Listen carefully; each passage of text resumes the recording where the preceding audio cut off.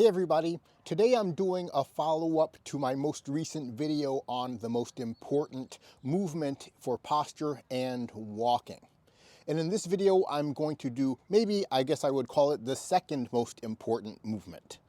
In the last video, we were talking about the movement of lift, where we're using the core on one side of the body, the waist muscles and the hip muscles, to lift the body forward into a walking swing through, or if we start in this position, we're using the same muscles in the core to pull or lift the body up into a standing position.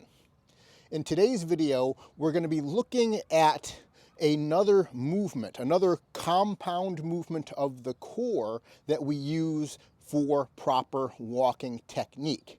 And that is going to be the movement that occurs after the heel is placed on the ground. From that moment until the time we shift forward until the foot hits the flat position, that is the movement that in the walking code I refer to as set. And we're going to go through that movement because when we combine the movement of set with the movement of lift, we've really got 2/3 of a perfect gait down. And that is what you're striving for if you want to walk with lower impact on your joints, if you want to walk with perfect posture and alignment of your spine. We need to figure out how to coordinate our core muscles properly to do the movements correctly, fluidly, and with confidence. If you're new to the channel, I'm Dr. Todd Martin, creator of the Walking Code. And in the Walking Code, I teach 8 specific combinations of movement or core movements that create almost all of the movements we do when we're living our daily lives standing on 2 feet. Whether we are on level ground, walking up or down hill, walking up or down stairs, we're using the same patterns over and over again, the same patterns of core movement. And if you can learn those 8 patterns, it really is going to help with your posture and the fluidity of your walking. Now, some of those patterns are going to be used more often than others. And lift and set. Lift is the one I did in the most recent video, and set is the one I'm doing today. These are the patterns we're going to be using all the time. So if you can just get these patterns into your body memory, it's going to help you with all of your daily activities. Before we get started on the technique of set, I want to let you know that in the near future, I'm going to be starting some live streams through my website where you can come on video with me, and it's going to be a back and forth tutorial session. And since there's going to be limited room, if you're interested, I want you to make sure you go to my website and sign up for the email list, because I'm going to be advertising the date and time for these live sessions through the email list. Also, while you're there, if you're interested in picking up the Walking Code book or signing up for the Walking Code online course, I think that would be a fabulous thing for you to do to help improve your walking technique and your posture. Now let's go ahead and get started with the core technique of set. So as I said, that is going to be the movement that we're doing after the placement of the heel, from that moment until the foot hits the flat position. And then from that position, we do the movement of lift that I covered in the previous video to generate the swing through. So for set, what we're using is the waist muscles on one side of the body. Our waist muscles are divided left and right, and we use them one side at a time. So when we do set, we're going to be using the waist muscles of the core on one side, and then we're going to be using the hip muscle on the opposite side. So our upper waist muscles, if you use your arms to reflect the rotation of the upper waist, we're going to be using the waist muscle here on my left side, because I'm going to be doing set moving onto this leg. So I'm going to be using my upper waist muscle on the left to move forward and around in set. And I'm going to be using my lower abs, the lower waist muscles, at the same time. And they are going to be helping to tuck the pelvis on the left. So they're going to be tucking the pelvis under, and they also rotate the lower abs and the lumbar spine back and to the left. So they're going to be activated at the same time as the upper waist is moving, all on the same side. And at the same time, the hip muscle is going to be active on the opposite side. So I'm going to be flexing or pulling up with my right hip as the upper and lower waist muscles are active on the left. What that produces is a movement after the heel places where I shift forward with a vertical posture and I stop when my forefoot hits the flat position. From the side view, after I've placed the foot, when I do that motion, activating the core on the left, the muscles on the left, and the hip on the right, pulling forward, it takes me to the flat foot position. Now, in the previous video, we did lift. In lift, we used the same core muscles. So on the left side here, the waist muscles are active. And then we used the hip muscle on the same side as the waist muscles. So when I do lift, I use my left hip muscle to pull the body forward along with the activation of the upper and lower waist muscles. So in set, we're using the opposite hip to flex, and then with lift, we're using the same side hip to flex. Now, when we're doing set, it's also important because that is an active movement that's going to get my spine to shift toward the foot that is about to take weight. And as I lower the foot down, the rotation of the lower abs and then the counter rotation of the upper abs takes my spine toward the foot that I'm shifting onto. This is going to take my knee from this position and bring it out over in line with the foot that I'm changing my weight towards. So as I bring the foot down and take weight onto it, by using that set technique correctly, it is shifting my spine and my center of mass over that foot, so that by the time the foot hits the flat position, my weight is perfectly lined up over that foot, and now I'm ready to lift forward with proper alignment. Now what I want you to do is practice an exercise combining the set technique with the lift technique to create a really smooth, confident change of weight and swing through of your step. And we're going to start with the front foot facing forward. You can angle your back foot out because that'll create a little bit better balance to start with. And then we're going to practice shifting into set and then back up and then shift into set.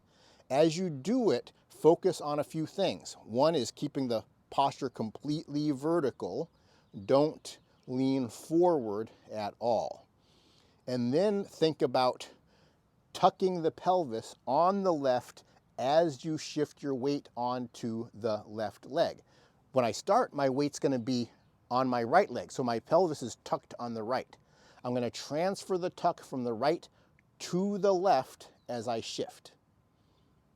So we're only tucked on one side. And then focus on the upper abs. So use your arm and reach forward on the side of your left leg. Reach forward in the direction that you plan to go. That is the activation of the upper waist muscles. So shift forward, tucking and reaching, shift back. Try to do it at different speeds. The speed of the rotation is going to determine the speed of the shift. So do it nice and slowly. You can do it faster. And then we're going to work on the transition between the set and the lift. That's going to take you through, as I said, more than 2/3 of the step. The only thing that you need to do after that is to place the heel down. That's a separate motion. Set and lift. So practice. set and lift. Flow from one to the other. And then after that, you're going to place the heel down. I'm not going to go into that in detail, but that's going to be changing the rotation of the upper waist. And the changing of the rotation of the upper waist is what's going to place the heel. Set, lift. I change the rotation of the upper waist, and that puts the heel down.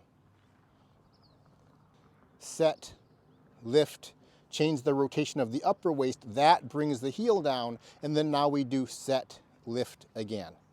And that is your complete gait cycle.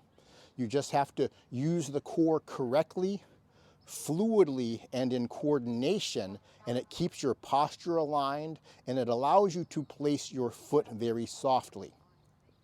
What happens when we're moving incorrectly, now one of them is the duck foot walking, and duck foot walking doesn't have a very high heel impact, but what it has is your weight rolling over your foot and your knee incorrectly. And so that's the problem with duck foot walking, even though on the impact side, it is relatively low impact. The other problem people have when they walk, especially if they start to pick up speed with walking or they start walking uphill, is they lean forward like this. You'll see people doing that all the time, especially if they start to walk uphill. And that's because they are not using the lift correctly.